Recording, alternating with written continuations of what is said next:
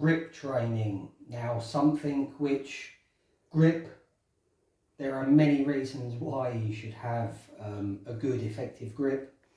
Also, grip strength tends to decline with age. So it's pretty important if you want to remain self-sufficient in your older years. Now, I'm missing a few fingers, so grip strength is something which for me started many years ago, because when I found that when I started in the gym, when it came to push exercises, I was fine. When it came to pull exercises, I found that my grip gave out before the muscle group that I was training, so I wasn't really getting a very good training effect. A solution that I found right away was these lifting strap things. I would put on a lifting strap and kind of do this.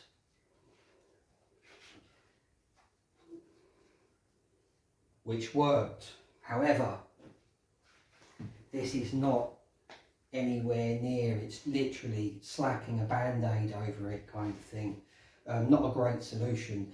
And the other thing that I found, you know, when the weights got heavier, I noticed wrist stiffness developing, because the wrist, when you're doing what I just showed you, the wrist is bearing the load.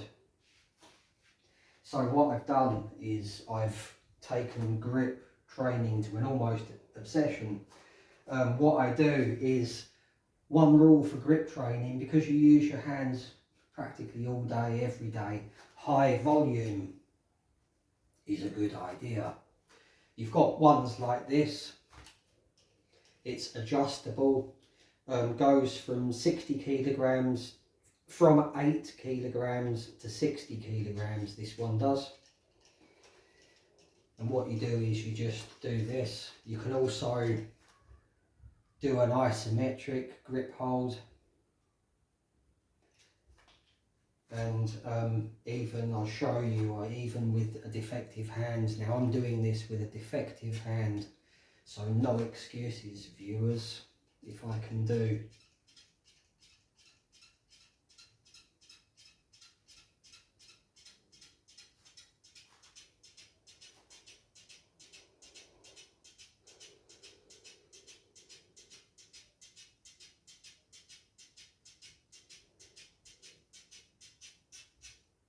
"50 repetitions at 60 kilograms and then hold it closed for 10 seconds.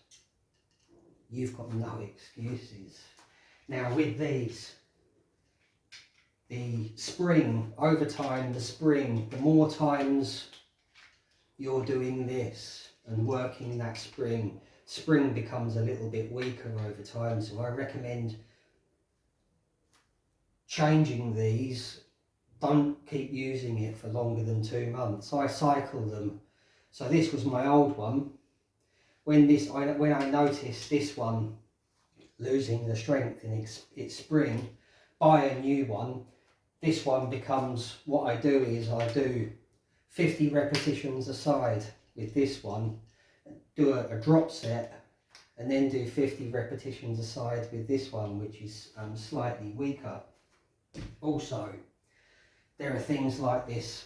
It's a rubber egg. That's kind of good for on the grip training on the move, as is this little rubber ring. You've got other ones like this. This one is pretty good for doing individual fingers. If you play the guitar, it's a good way of conditioning the fingers for playing the guitar.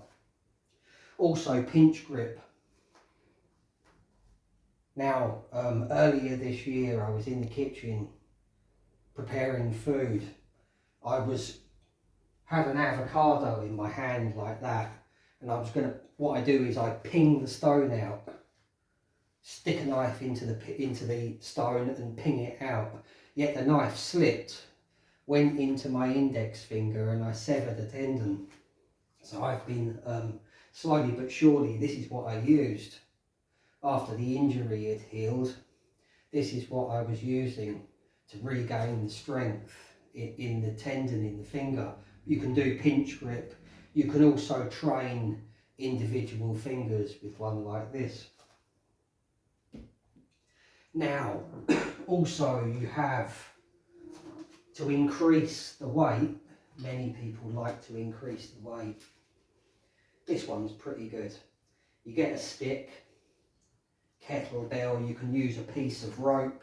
This is a yoga strap. And what you're doing is this kind of action. You can go forwards, you can go in reverse, and you can do reverse grip, forwards and in reverse.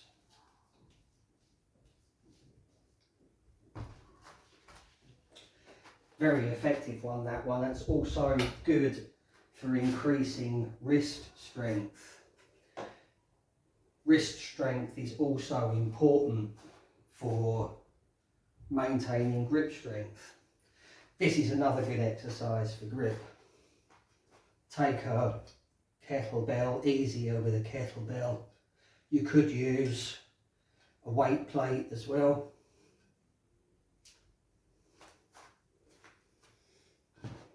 These are also a very useful device. Available in many martial arts shops. It's called an eagle's claw. What you do with this is, it's for training grip strength for sports like jiu-jitsu, judo, etc. Also even works for a defective hand, but I usually do it like this.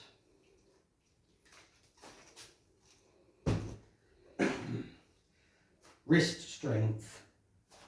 Now for wrist strength, also people use these same exercises for training forearms, but it's also good, very effective for training the wrists. What you're doing is wrist curls. Put the elbow on your leg, anchor it down with your hand and perform wrist curls with a dumbbell. That can also be done in reverse. Also you have rotations. And another important element to add here is wrist flexibility. All this strength training to wrists, hands, can leave your wrists feeling a bit stiff. So this is a good way of loosening up your wrists. You could use, I should edit that part out, but it's all real here, even the fuck ups. So using one of these things, wrist rotations, helps to keep your wrists nice and fluid. Also, you could use a rope. Recently taken up an activity called rope flow. Rope flow, by the way, is a great way of keeping your fascia nice and smooth. It's kind of twirling a rope around, but it's also very good for wrist flexibility. You can also style it up if you want to. Again, if you can do skipping even while you're doing this.